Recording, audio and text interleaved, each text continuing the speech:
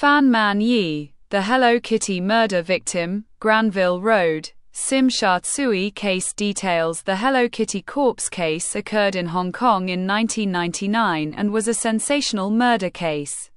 The 23-year-old female victim in the case, Fan Minyi, was imprisoned by many people in a residential unit on Granville Road in Tsim Sha Tsui.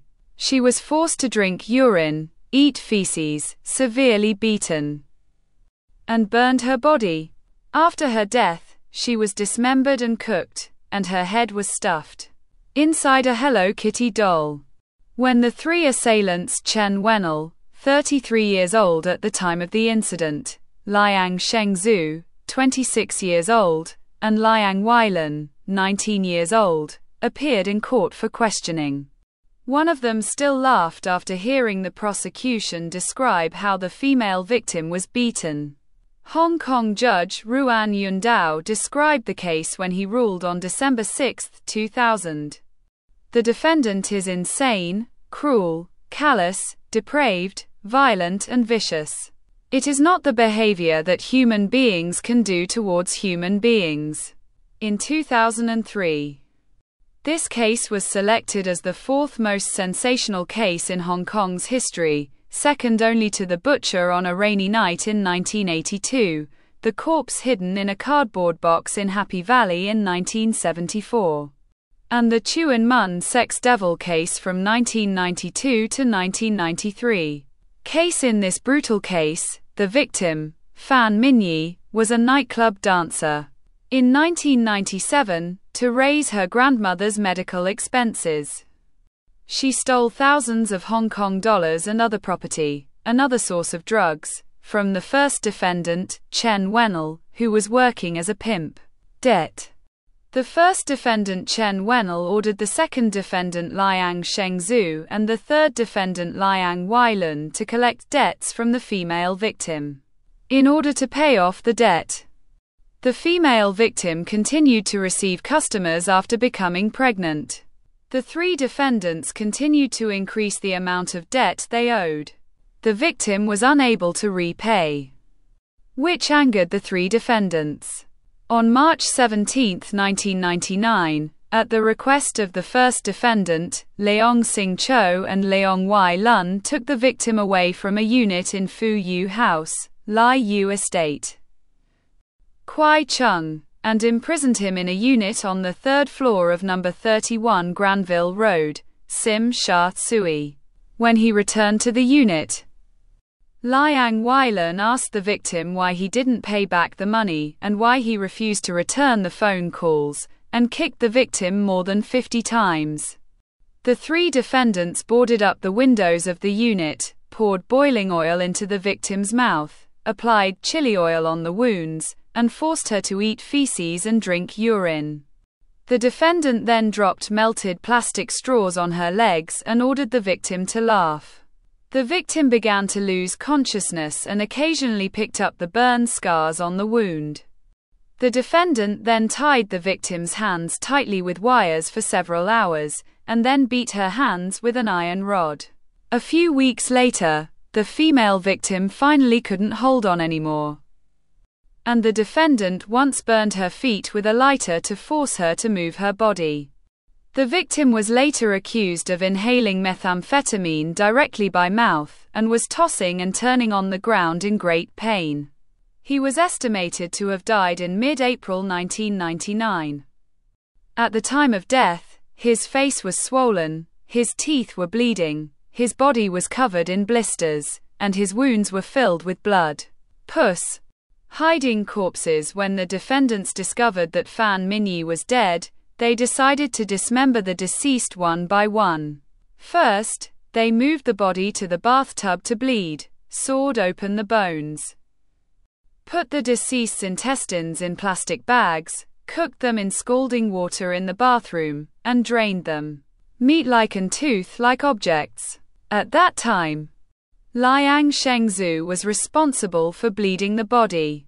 After the dissection, he saw internal organs leaking out, so he stood up and vomited. Liang Weilan also vomited because the body smelled too bad. Finally, The first defendant, Chen Wenel, was responsible for dismembering the body. The dismembered parts were placed in multiple plastic bags and discarded. Dumpster. Chen Wenel also cooked the deceased's head on a fire and water stove in the room.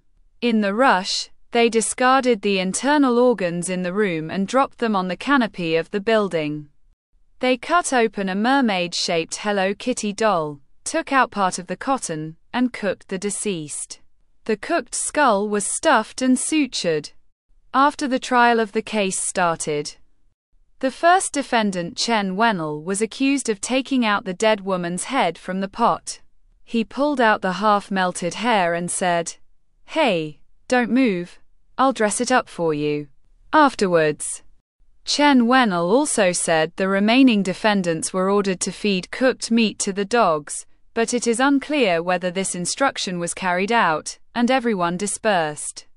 During the period of hiding the body, our male resident named Huang, who lived upstairs, once saw a figure on the heating tank of the building repeatedly raising a knife and dropping it. He was curious and filmed the scene with a video camera, but the relevant footage was later released. Be washed away. Since then, the unit has been vacant. But nearby neighbors have repeatedly smelled a strong stench coming from the unit and called the police for help. However, when the police arrived at the scene, they thought it was the odor of garbage and did not investigate in depth. Exposed 2 months after the murder, a 13-year-old girl named Ah Fang, who was the girlfriend of the second defendant Leong Sing Cho, told the social worker that she had the same nightmare, in which someone asked her to take her head back. When she confided in the social worker, she told the whole story about the murder, and the social worker called the police on May 24, 1999. Ah Fang is an important witness in the case. She is a troubled girl herself. During the Lunar New Year in 1999, Chen Wenel invited her and another defendant to live in the unit where the incident occurred. Ah Fong, who stayed overnight, had a fixed residence. During the incident, Ah Fong said that one of the defendants had ejaculated urine into the victim's mouth, and asked Ah Fang to defecate on the shoebox, forcing the victim to eat it all. On May 26, 1999, a team of detectives from the Yao Sim District Police District in Kowloon arrived at the scene with Ah Fong. Ah Fang was afraid to go upstairs because of fear, so she pointed out the unit where the crime occurred downstairs. The police officers wore masks and wrapped their feet in plastic bags to prevent corpse bugs from biting them. When the door of the unit was opened, the smell of corpses assaulted the nostrils. When the lights were turned on, the Hello Kitty doll was not far away, leaning against the corridor wall. The detectives stabbed the head inside the doll lightly with an iron stick and felt that there was a hard object inside. Since the head of the deceased was not fully cooked, the doll still oozed fishy blood. 2 unwashed stainless steel pots and clay pots were also found in the unit, which are believed to have been used to cook human heads. The 2 pots were surrounded by corpse insects, and the pots even contained foul-smelling dregs. After the forensic officer was called to the scene, they found a female head inside Hello Kitty. The doll's cotton was covered with corpse worms. The skull had been cooked. Because the skin, flesh and hair tissue had been destroyed, DNA testing could not be performed. Detectives eventually seized a number of important exhibits at the scene, including a doorless refrigerator, a hammer and a clay pot suspected to have been used for cooking. The police immediately pursued the defendants and hoped to arrest the suspect before reporters reported. On May 27, 1999, the police received a tip and sent 4 detectives to a unit on the 17th floor of Chow Shek Ning House, Shek Li, Kwai Chung, and immediately rushed into the unit. At that time, the first defendant Chen Wenel and his wife Apei were cooking. The next day, the second defendant Liang Shengzhu voluntarily surrendered. The third defendant Liang Weilan learned about the incident in the newspaper and fled to Guangxi, knowing that Liang had left the country. The police handed over the information to Interpol to assist in the pursuit. It was not until February 14, 2000 that the Chinese mainland police encountered Liang Weilan while performing other tasks. He was detained by the police because he failed to produce identification documents. It was later learned that he was wanted in Hong Kong and was transferred to Hong Kong for trial. Trial on October 9, 2000. The case was heard in the High Court of Hong Kong and made headlines in many Hong Kong newspapers the next day. The three defendants were charged with 3 counts of murder, illegal confinement, and preventing the legal burial of a body. In the early stages of the investigation, the police struggled with insufficient evidence to prove that the deceased was Fan Minyi. However, because the defendant had admitted to illegal disposal of corpses and other charges, and because of the testimony of the tainted witness A Fang, they charged 3 people with murder. The 3 defendants each admitted to imprisoning or preventing the body from being legally buried, but they all denied murder. In their own defense, they also shied away from each other. For example, the second and third defendants claimed that everything was at the instigation of the first defendant Chen Wenel. Later witness statements identified him as a member of the underworld and Sheng Hui. On the first day of the trial, the deceased's boyfriend Wu Zhiwan, his family aunt, the couple on the second floor below the murder scene, and a resident upstairs all appeared in court to give evidence. Wu Zhiwan said that he had never seen the deceased since March 13, 1999. His aunt said that on the day of the incident, 2 people came to look for the deceased. In addition, residents upstairs and downstairs also heard a woman's screams coming from the unit. During the interrogation, the police often had to bring the Hello Kitty doll, an important exhibit in the case, into the courtroom. They also had to present the deceased woman's skull, the refrigerator where the body was hidden, and the clay pot used to cook the corpse, which caused the courtroom to smell the smell of corpses. Another defendant laughed in court when one of the defendants confessed how he jumped out of his chair and kneeled on the victim. During the trial, strange things also happened outside the court. When the defense lawyer pointed out that the defendant only illegally disposed of the body, and there was no need to talk too much about it, the lights in the courtroom flashed loudly, and everyone in the courtroom was very surprised. Liang Shengzhu was escorted back to the detention center at night. Late at night, he said to the guard, "Have I seen a ghost?" He pointed out that the women he saw in the court all had the appearance of the deceased female, Fan Minyi. Sentenced in November 2000, the trial came to an end. Judge Ruan Yundao pointed out that the prosecution witnesses all pointed out that the first defendant Chen Wenel was a big ear, loan shark, a gangster, leader, and involved in drug trafficking. However, regardless of whether these criminal cases are true or not, this corpse dismemberment case has nothing to do with the above background. There is no connection. The jury should only focus on whether the 3 defendants Chen Wenel, Liang Shengzhu and Liang Weilan beat, tortured and dismembered Fan Minyi. The 3 defense lawyers pointed out that the girl who served as the prosecution's pardon witness had weak evidence, and she did not witness Fan Lin's circumstances before his death. She may not have killed Fan personally, etc. Ruan Yundao said that pardon witnesses must tell the truth. The credibility of her testimony should not be discounted because of her young age. On December 6, 2000, the jury ruled by a 6-1 majority that the 3 defendants were not guilty of murder and guilty of manslaughter. Judge Ruan Yundao decided to use the harshest sentence and sentenced 3 people to life imprisonment. Ruan Yundao pointed out that they must serve at least 20 years before they can apply for review and commutation, and sternly criticized the defendants for seriously endangering society, describing it as, "I have never heard of such a cruel, perverted, depraved, violent, insensitive, and cruel case in recent years. Even animals would not treat their own kind like this when applied to others."